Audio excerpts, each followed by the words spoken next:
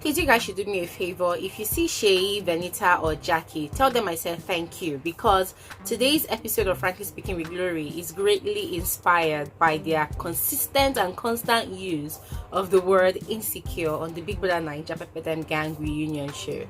Woo! I could not hear the end of it. Like, every single thing they wanted to say, insecure, this person is insecure, this person has insecurities. Like, hey, who does not have insecurities in this life, you know?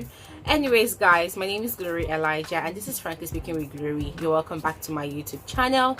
So on today's episode, I just want to talk about my insecurities and what you're seeing on my face. See this thing here? This is my first and major insecurity.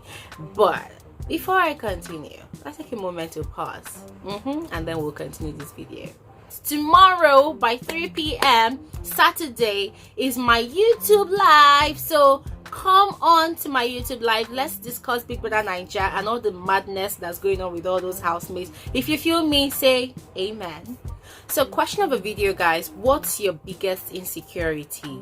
Don't be shy. This particular video is made for us to actually shame ourselves and laugh about our insecurities and possibly discuss those ones that are too deep, you know, for us to even laugh about, and possibly prefer solutions on how we can help each other, you know, get past it. So that's the question of the video. What's your biggest insecurity? Please go ahead and write it down or type it down in the comment section below. I would love to read from you guys. So I have a couple of insecurities, guys, that I have been struggling with since I was born. Some of them I've been able to share with my friend, and some of them I've not been able to talk about with anybody, you know. So yesterday's conversation on the Bbnaija show, it struck a chord in my nerves. It made me really upset, you know, because I felt like Venita, Jackye, Seyi, these people, looking at them, I'm seeing so many impurities on them already, you know, even from the way they think, the way they talk and everything, you know. It possibly might not be insecurities for them, but for me, for some people, we might just see it as flaws that they don't even know that they have, you know. And when I talk about insecurities, you know, it's those things that you consciously recognize in yourself that you are not really comfortable about. It could be physical, it could be emotional, it could be any other thing, you know, that's just a part of you as an individual, as a human being. So guys, my first insecurity that's physical is my forehead. I know that on this channel, you guys have always seen me wearing a lot of wigs. You've always seen me, you know, styling my hair, and most of my wigs, they always start from this point on my face, you know. And sometimes people think that, oh, Glory, your wig is so fine, blah blah blah blah blah. Guys, the truth is, you see this thing in Lagos, Nigeria, they call it okpon. I don't even know what it means, but they call it okpon, big forehead. And growing up, I didn't really got to know on time that I have okpon, you know. It was when I got into university that I became very conscious of it, you know. And it made me feel a bit less confident of myself. It made me feel like I wasn't really beautiful. It made me feel like there's something wrong with my face. It made me feel like there's just something wrong with this beautiful, black, bronzed, amazing creation of God. You know, guys, I totally did not love my face. Even it was so bad that there were times that I was always tying scarves, you know, just to cover my forehead. And there were times that I was wishing that, oh, if there was something I could do to bring all my hair to the front, you know, so that my hair will start from here. And it didn't really help matters a lot, because I had a lot of neighbors' children who has hair growing all the way from here, and then I'll be questioning God, that God, why is my own different? Why don't I have beautiful black thick hair that can start growing from here all the way to the back? Why does my hair, guys, you see this thing you are seeing? I didn't used to have front hair. My hair used to start from somewhere like here. So you can imagine how insecure that made me feel. It made me feel really not beautiful. But the good thing is, I started appreciating myself more, you know, after university, when I was doing my NYSC, and I started relaxing my hair and rolling my hair this way. I always carry the tomahawk, you know. And when I saw my face, I realized that, wow, Glory, you are beautiful indeed. You have an oval long face, and your face is well structured. You've got beautiful dentition. Guys, have you seen my teeth? Like, man, money cannot buy this shine on my teeth, man. You know, guys, I started giving myself a lot of compliments, like, Glory, you're beautiful. You are beautiful. Your facial structure is simply amazing. This is the way your face has been for years. Guys, I saw my primary school photograph and I realized that, wow, my face hasn't really changed at all. And I'm like, babe, you are hot. Like, babe, you are beautiful. Like, seriously, guys, I had to learn to understand that, hey, my forehead is a part of my beauty. My forehead is a part of my facial structure. My forehead is a part of why this girl get brain. Like, I get sense, so let me not lie to you. But if you think I don't have sense, Sha, it's okay. There's no problem with that. But basically, guys, that's one of my biggest and most obvious insecurity, and I have learned to love it. I have learned to live with it. Number 2, my second most annoying insecurity, used to be my insecurity, but now used to be one of my favorite feature, is my nose. Guys, you see this nose? It's as if over the years, the thing has now decided to become more structurized by itself. Guys, there was a point in my life when I felt like carrying a knife and cutting my nose, and that was the point in my life when I was still, you know, blooming, when I was in my adolescent years, my formative years, you know. I was a teenager. I never was one of those teenagers that had a lot of pimple breakouts. No, I have a flawless skin. I bless God for my skin. My skin is flawless. I never really suffered breakouts, except when I firstly got to the north for my NYSC and the sun dealt with me. Hey, you see all these black spots on my head? That was what Yola's son did to me. I'll never forget that experience.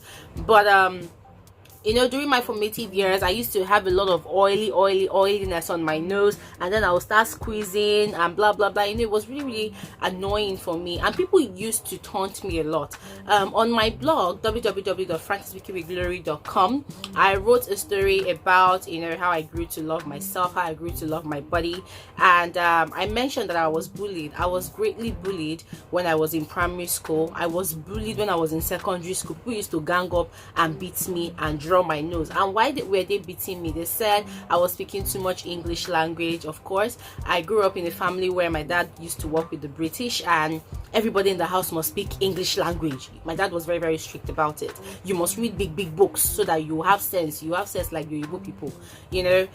So they used to taunt me a lot. They used to bully me. They used to beat me up, you know, because I was very quiet and very, very, like, almost like a recluse, you know, growing up. But then when it was time to express myself in class, I used to really, really express myself.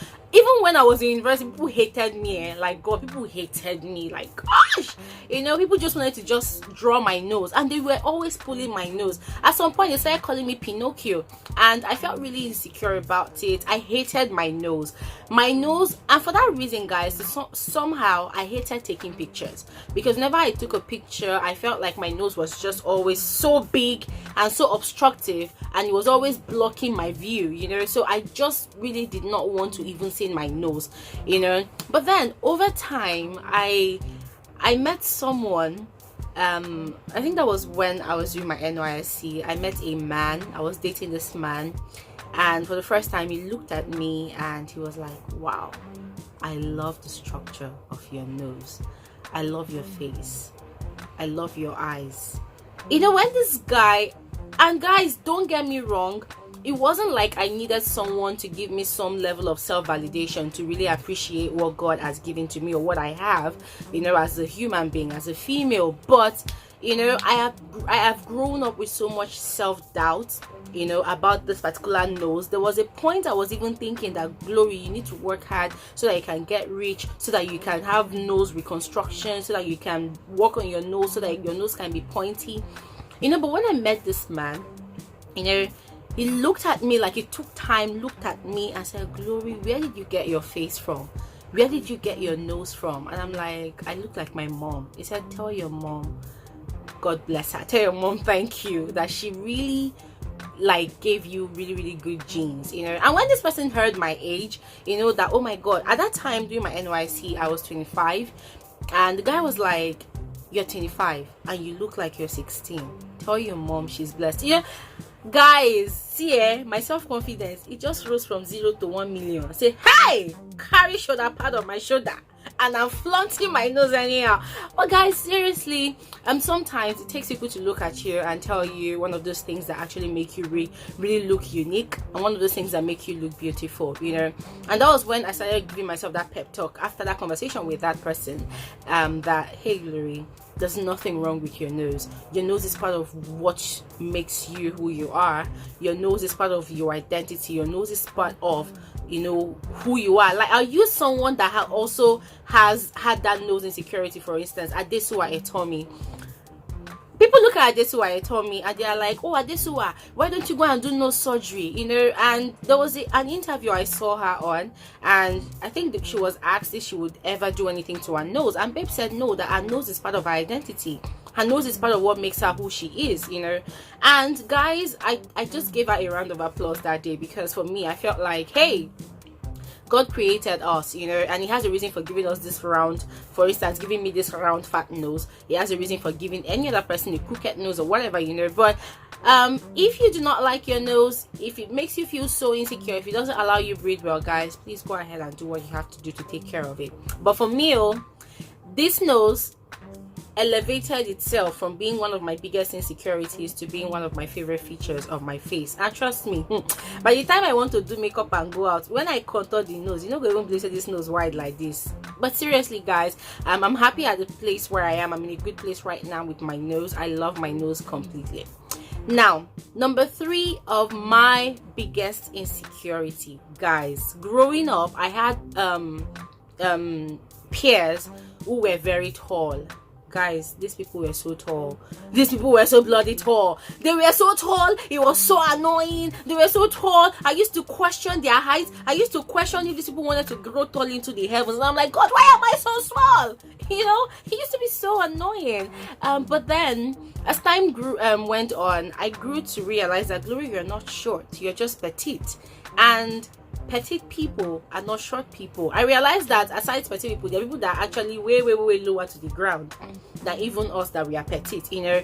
And that was how I started trying to engineer my mind to understand that, Glory, there's nothing, absolutely nothing wrong with your height. There's absolutely nothing wrong with, you know, the way you are. You stand tall, and when people look at you, your sense stands taller than your height, you know. So Glory, love yourself, love your height, you know.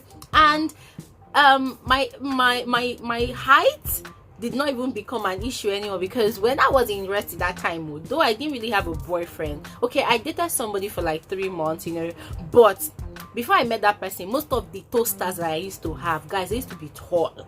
You know, so I'm like, so my children will not be short like me, or petite like me, you know, because I realized that taller guys, you know, they were sort of very much attracted to me. You know, they said that I look like a small munchkin, blah blah blah. You know, it's actually not really a big compliment for me. I'm not really big on that kind of compliment. But aside all the toasters and everything, I realized that my size does not determine my substance. My height does not determine my value or what I can bring to the table. You know, as a matter of fact, when people meet me, when people encounter me as a person, they even love me the more for who I am, not because I am actually a petite person that looks really unassuming, because they say I have a comely face, a comely demeanor, you know, a comely outlook, you know. So my height used to be one of my biggest insecurities, but now, guys, trust me, when I knock heels, joy, thank God people that have sense and created heels.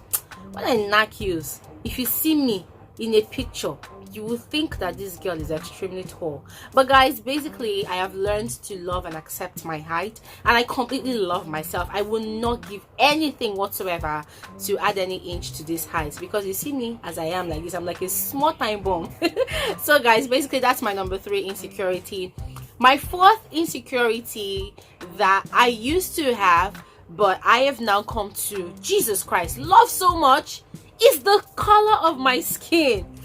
Guys, you know go better for that too. Like, guys, seriously, when I was in primary school, most of the girls that were in my class, they were fair, light-skinned girls, Igbo girls. I wrote that same point in the article I wrote on my website about my insecurities as well. So most of the girls were light skinned, and all the teachers used to make it look as if light skinned girls are the most beautiful, they are the most sensible, you know, all those kind of things. So it made me really hate the color of my skin. And there were a number of occasions when I was in university that I tried, not like I bought bleaching creams, not like they were bleaching creams really. I knew that these creams were going to damage my skin. Okay, not like I knew they were going to damage my skin, I knew they were going to make me yellow. That's the word, yellow, not light skin. I knew that that was what they were going to do, but I was just ready, you know, to take the risk, go ahead, damn all the consequences, and do what I had to do, you know. But at the end of the day, I realized that, Glory, there's nothing wrong with you. You are beautiful. Like, why would you want to change your skin for anything in the world? Why would you want to change the color of your skin? You know, I had to start learning to appreciate my blackness. I had to learn to appreciate the color of my skin. You know, I realized how much it complemented whatever I wore, you know, and I realized that people who were light skinned, they were envious of my skin. They were asking me what I was using. I'm like, I'm not using any bloody thing. I stopped using whatever cream and I started using Vaseline. It was just recently that I started using the creams that I've mentioned to you guys on my channel, you know. So guys, basically this video is getting too lengthy. I think I'm really enjoying this topic more than usual, you know. If you're enjoying this topic, guys, give this video a huge thumbs up and follow me if you haven't yet. Subscribe to my channel and also give turn on post notifications. So guys, basically those are my 4 major insecurities. Oh, by the way, this is my natural hair. I've told you guys a couple of times that I'm transitioning to being natural, and yesterday I had my hair did, so I don't think I'm going to be wearing wig for a bit. So you guys, please just get used to this face, because I'm going to be carrying this hair for 2 weeks. So you'll be seeing this face like this a lot of times. And hey, you guys need to also get used to my previous ex insecurity, my Yokmo. It's gonna be your new best friend. All right, so say hello to my Yokmo. Anyways guys, that's all for this particular episode of Frankly Speaking with Glory. Go ahead guys, don't be shy, don't be ashamed. We're not here to laugh at anybody, we're here to shame ourselves. They say you cannot shame the shameless. So I have come here, I have shamed myself to you guys. Please bring your shame to me. Let us talk about it. Let us have fun about it. And let us just enjoy the fact that we are special and unique beings. There's nothing wrong in us being different. There's nothing wrong in us not looking like every other person. I believe God had a reason for not basically creating me to look like you or to have the same exact features as you. That said, it don't do. We're gonna begin a type. Make I answer now. I'll see you guys in my next video. Do have an amazing day.